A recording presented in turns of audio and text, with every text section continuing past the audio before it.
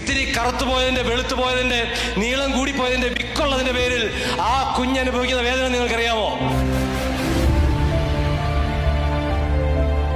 അവന്റെ ഏറ്റവും നല്ല കൂട്ടുകാരുടെ സെറ്റിൽ അവനെ ആക്കാത്തതിന്റെ പേരിൽ, ആ കൂട്ടുകാർ അവനെ ചേർത്ത് പിടിക്കാത്തതിന്റെ പേരിൽ അവൻ അനുഭവിക്കുന്ന വിഷമം നിങ്ങൾക്കറിയാമോ?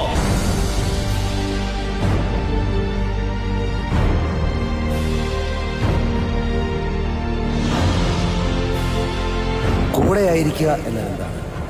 ഒരുവൻ അവന് പകർന്നു നൽകുന്ന വൈകാരിക പിന്തുണയുടെ പേരാണ് ഈ ഒപ്പമായിരിക്കുക, കൂടെയായിരിക്കുക എന്നൊക്കെ പറയുന്നത്.